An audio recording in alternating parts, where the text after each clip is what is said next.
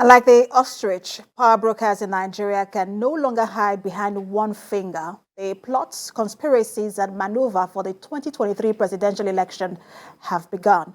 Now, which party is likely to win the race? It is safe to conclude that two political parties are better placed to lock horns, and that's the All Progressives Congress and the People's Democratic Party. But a third force is springing up with the emergence of former Anambra State Governor Peter Obi, the Labour Party candidate. Hello and welcome to Standpoint. I am Precious. I'm a political standpoint. I am Precious Amayo. Now, given the social and economic downturn, some have said Nigeria is worse than APC met it. Yet, this is not an indication that it would have been better if the PDP was in power.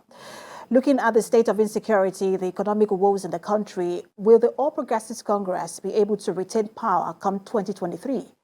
Joining me in Abuja studio to unravel this is the spokesman, APC Campaign Organisation, Festus Keyamo. Good to have you join us. Good afternoon, and thank you for inviting me. Good afternoon. Let me start by congratulating you. I saw your tweet about how you thanked the APC presidential candidate and his running mate for the opportunity. So congratulations are in order for you. But talk to us about how this council was constituted and how members were selected. Well, I wasn't part of that decision. I was only a beneficiary of that decision. So I was not in the room, as it were. I was on when these decisions were taken. I was only informed that it was more like a consensus of the party hierarchy and the leadership of the party that I should assume this role and be assisted by a few people behind the scene. Most of the reports that we've gotten have been just your name and that of the governor of Plateau State, Simon Lalong. Can you also give us some of the other names who are also on this list?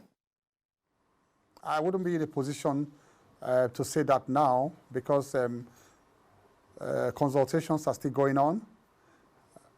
And in due time, or in due course, the party will unveil the complete campaign council.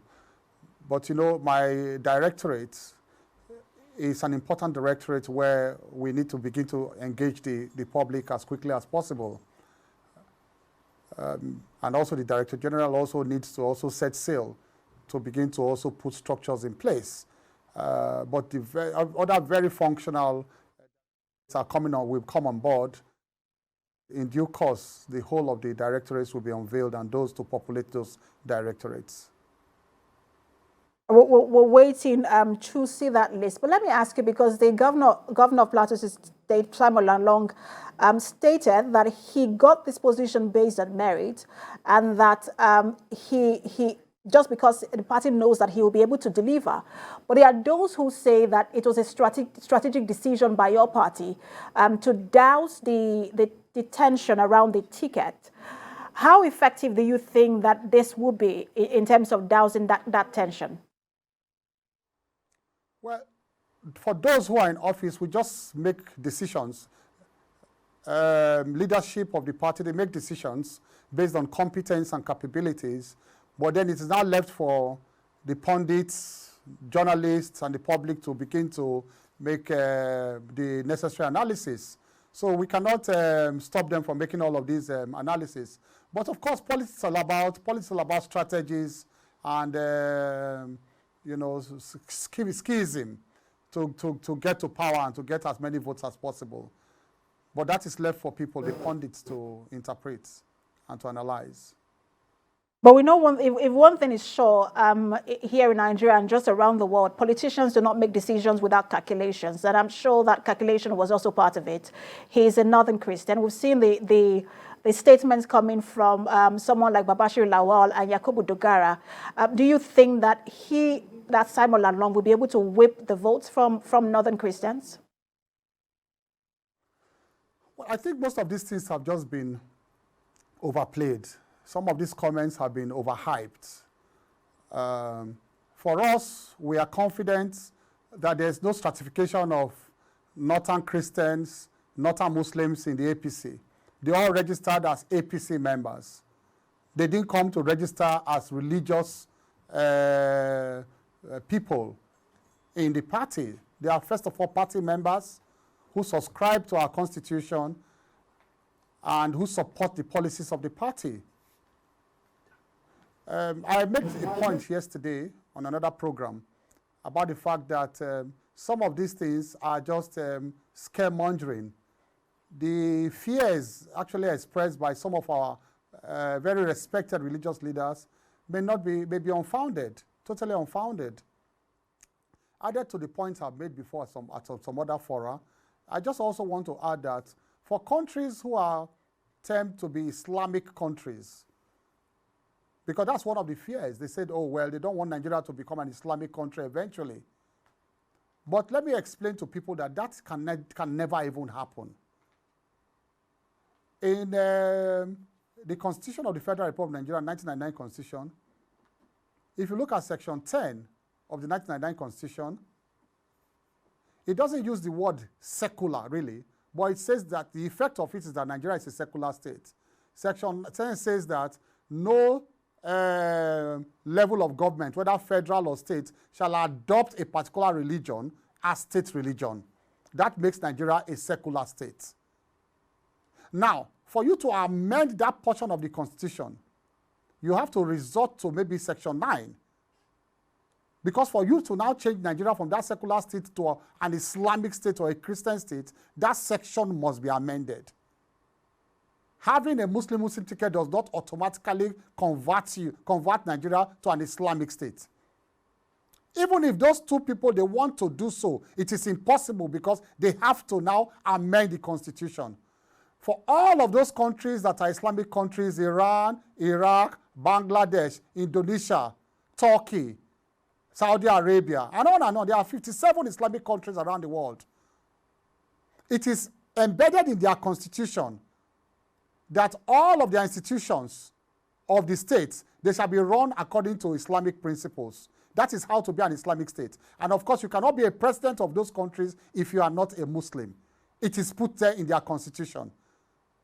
So that is how to be an Islamic country. It's not about a Muslim ticket. Now, for you to now to change Nigeria to an Islamic country, you have to then amend the constitution. How do you amend it? You need 2/3 of the House of Assembly, apart from, of course, the National Assembly passing the bill. You now need 2/3 of the members of all the 2/3 of all the House of Assemblies of the country for you to now amend that portion to now say Nigeria is not an Islamic country.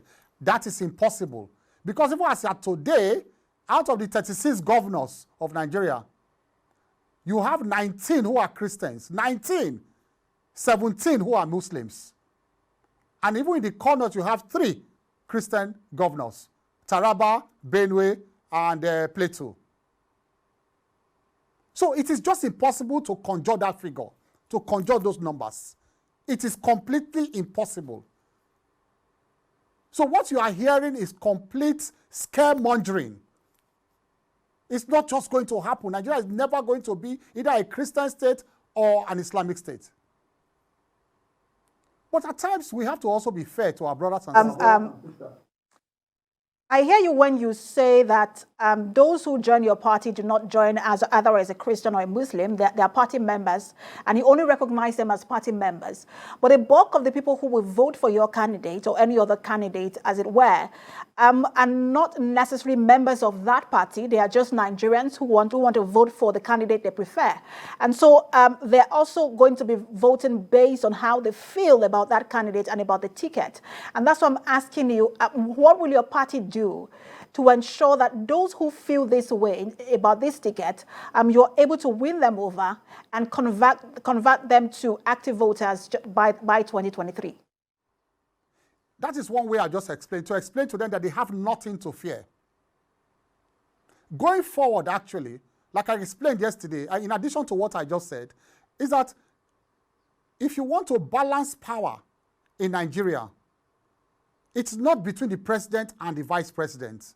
So if their fear is that the president will not be checked by a vice president who is a Muslim. The vice president cannot check the powers of the president. The only institutions that can check the powers of the president are the National Assembly, the legislature, and the judiciary. Because government is run on a tripod.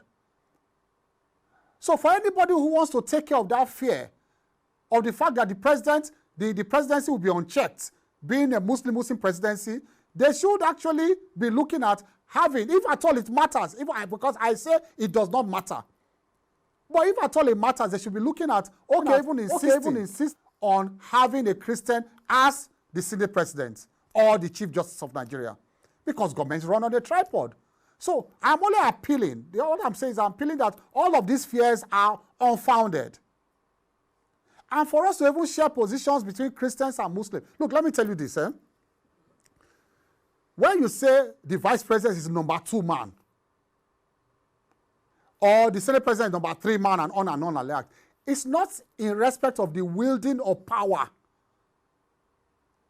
It's in respect of precedence, just protocol, when you want to announce their names in public. It doesn't go beyond that. So this number 1, number 2 citizen, number 3, number 4 citizens is only for the purpose of protocol. It doesn't mean that the vice president is the second most powerful by virtue of the constitution. No, it's not true. It's protocol. And that is what the law says for announcing them in public. So they have nothing to fear. That's the point we are making. And to tell you that ordinary Nigerians may not be going along this route, we just had an election in Osun State. Look, my mother is Yoruba. Almost the whole of Yoruba race is about 50% Muslim Christian. Almost all the states. That is Yoruba land. But in Osun State, for example, a Christian ticket just won. They didn't care about Muslim or Christian. The ticket that just won in Osun, because if you are campaigning for a particular thing at the national level, you must also campaign for the same thing at the sub-national level. It's one Nigeria. National mood is different from the mood in Osun State. But I want to switch gears now to the internal affairs in your party. We saw the tension surrounding the primaries. Where are things in your party at the moment? Have you gone past that pre-primary tension we saw? I think we have gone past it, like I said. You know, with respect to some of our leaders who feel bad about it, I think they should come back on board. They should know now that majority of Nigerians and party members are not with them. We don't have a caucus, a Christian caucus within the party in the north. We don't have a Muslim caucus within the party in the north. So there's no way that you can have leadership of those caucuses that speak on behalf of those caucuses. We don't have those caucuses. And then for some of these people who said they were campaigning or protecting Christian interests, but we had a number of Christian people, Christian aspirants within the party who wanted to be president, but they came to Eagle Square and campaigned against those Christian aspirants. These people now from the north, these names you mentioned, that are saying they want to protect Christian interests. They are fighting for Christian interests. But they came to Eagle Square, they did not support any Christian candidate, any Christian aspirant. So in other words, their discriminatory position is that they only support Christians in the north. They don't support Christians in the south. Because all the aspirants at Eagle Square were Christians from the south. So is that a Christian spirit to further divide Christendom, to say you only support Christians from the north, but you don't support Christians from the south? Is that Christian spirit? I'm sure they might answer you during one of your meetings, but I want to stay on the issues in your party, as you already touched on. Where is the president in terms of level of support for the candidates? Because we've only seen him speak once. I think that was when Shettima was presented to him. He did say that they will succeed him, but every other statement has been made through people who go to see him and said the president has said this. Where is he? What is his body language towards this ticket and the candidacy of Asiwaju and Shettima? The president is the father of all. And I'm sure that you saw his disposition at Eagle Square. That is where we all stand. The president, in one of his famous interviews before, those primaries, and at the primaries, he said he doesn't have a preferred candidate, that all of them are his children, his leader of the party. So the president is completely and fully in support of the candidate of the party. I'm sure you saw about 2-3 days ago that every decision taken had, they had gone to, get the buy-in of the president. So all of these positions at times we see in the papers are talking about body language or no body language. They are actually strange to us. The president is the leader of the party. The party gave him the biggest platform to realize his life dream of coming back to be president of Nigeria, and he fully supports the party. And I'm sure you have seen how he warmly welcomed our leaders when they went to meet him, to tell him to get his buy-in regarding the composition of the campaign council. We're actively going to see the president campaign side by side, Asiwaju and Shatima, when the campaign officially kicks off. Some believe so. To that, but let me ask you, some people are saying that, and I want to get your reaction to this, that the president hasn't made it any easier for your campaign organization, especially with the security and economic situation in the country. How would you react to that? Well, as time goes on, we are going to start explaining to Nigerians the real situation. Sometimes, of course, we are approaching campaign season. So every single thing, some negative spins are put to every single incident. We have challenges, no doubt. And I can tell you, let me tell you first of all, that all over the world, all sitting governments are struggling to explain to their citizens the real thing that is going on, or the real situation of global, outlook, of macroeconomic global outlook of major countries of the world. All over the world, the opposition in every country is also having a field day. Because once you have negative, economic digits all over the place, or, indications all over the place, or indices all over the place, the opposition goes to town, and they don't tell you. I want you to always look at it thoroughly. That they don't always tell you the solution to some of these problems.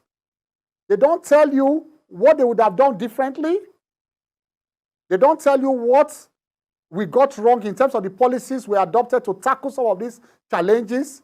They only repeat, in a megaphone type of way, oh, the woes of the country, the woes of the country. I am sure the PDP and the other parties are somewhere rehearsing those woes now. That is what they are going to use as their campaign templates, and we'll be ready for them. For us, it's not about repeating and, just reciting the woes of the country. Country has collapsed. Country has this. Prices have gone up. No, we sit them down. We are going to put Nigeria on a complete spreadsheet of total global macroeconomic outlook. And we are going to say where Nigeria is within that global outlook.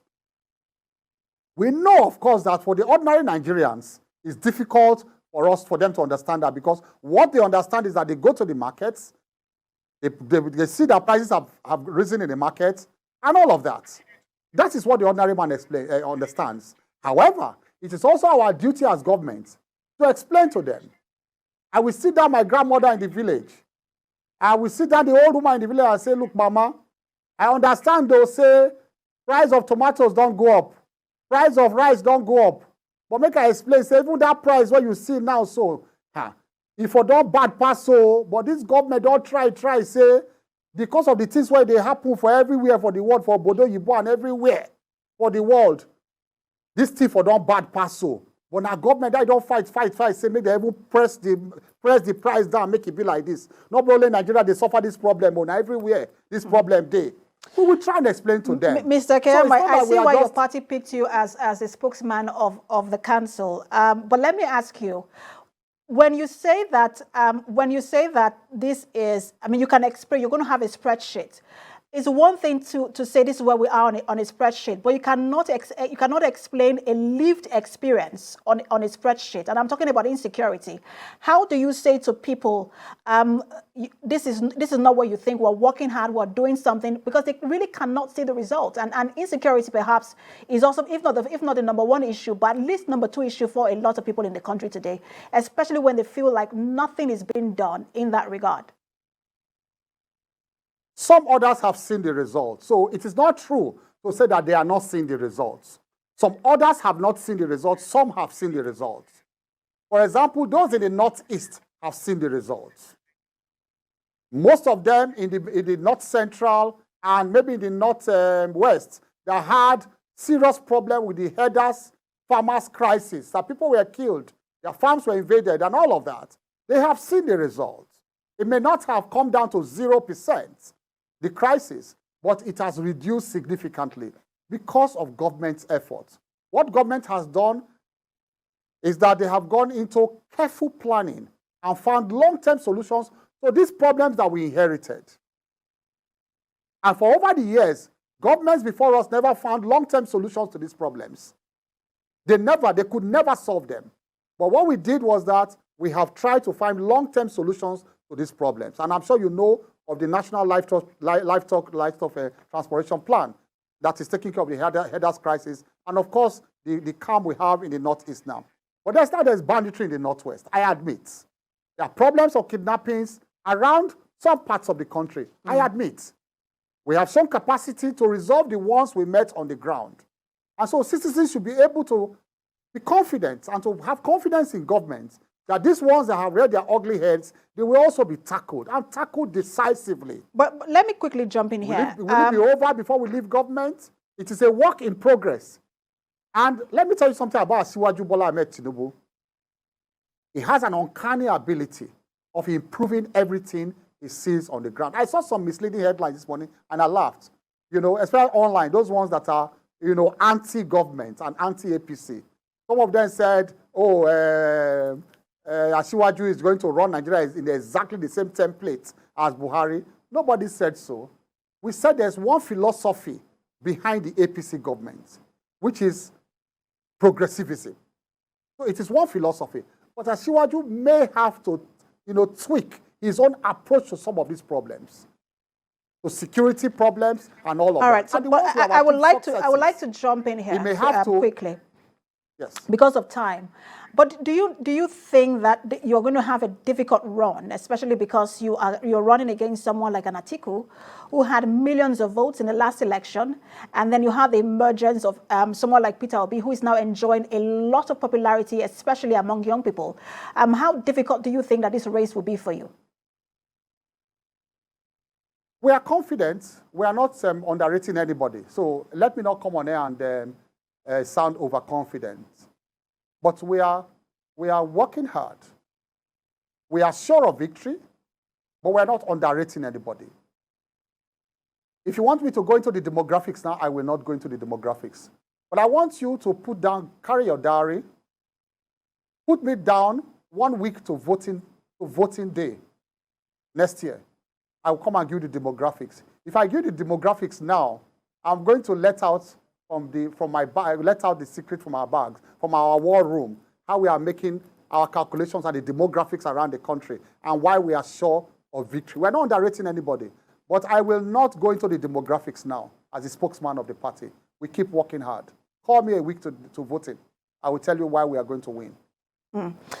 When you interact with people on the street, especially young people, only one name comes up. I don't know who you have been speaking with in terms of demographics, but most young people in the country today, you even hear it on social media, that most of them are part of the Peter Obi movement. Does that worry you that perhaps a chunk of voters has been taken by him, and that this is a race where, in fact, some people are talking about swing votes and swing states as well, that the battle has now been made really, really difficult, and you have to do a lot of work to get people on your side? No. Outside the Southeast, Peter Obi is just a carpetbagger. Outside the Southeast. And we suspect he may just be a Trojan horse for Atiku Abubakar. So the love may even turn to hate when his own supporters may discover that he's working for Atiku Abubakar. So we want to warn people in advance that we have intelligence report that he may be working for Atiku Abubakar at the end of the day. So his supporters should brace up for the fact that they may be misleading them to nowhere. But I can tell you that outside the Southeast, he's just a carpetbagger. He goes nowhere. Secondly, I just want to let you know, too, that most of this social media hype you are seeing, we have intelligence report. We know where some of them are. They carry 20 boys in one room and begin to use 5,000 avatar accounts to tweet and abuse everybody. Campaign strategies is never to abuse and threaten people and all that. We are way past that, not for people like us. So we have intelligence reports. We know we already know where they are. They just carry 20 boys in one room and they're using avatars to abuse everybody. You don't win elections by abusing and threatening people. By the day they start counting the votes, those avatars will vanish, I can assure them. So I will let them know today that we are not moved by all those avatars on Twitter and all that. It's just all rubbish. And you don't think that has translated to real structure on the ground? Is Twitter structure? Is Twitter polling station? Is Facebook polling station? All right, we'll see how it plays out. Campaign, I think, begins in September. I wish we could talk about your manifesto, but I'm sure that we'll have you again to discuss that. But quickly, in a second, when are we likely to see your manifesto? Because everyone seems to be asking about that. Asiwaju's manifesto has always been ready for more than 10 years. Asiwaju had always been ready to rule Nigeria. But in the face of present realities and, of course, you know, the Ukrainian war now going on, the Russian-Ukrainian war, and, of course, some emerging trends, you always continue to, you know, update your manifesto. So as I speak with you, we are updating the manifesto. We were to meet last week in Lagos, but we're just putting finishing. In terms of modern realities or present realities, not that the manifesto had always been ready. Asiwaju's template to govern Nigeria had always been ready. We're only just updating it in terms of present realities. I will look forward to seeing that manifesto, and when we do, I'm sure we'll have you on again to discuss it. Thank you so much for talking to us. Spokesman, APC Campaign Organisation, Festus Keyamo. Thank you for inviting me.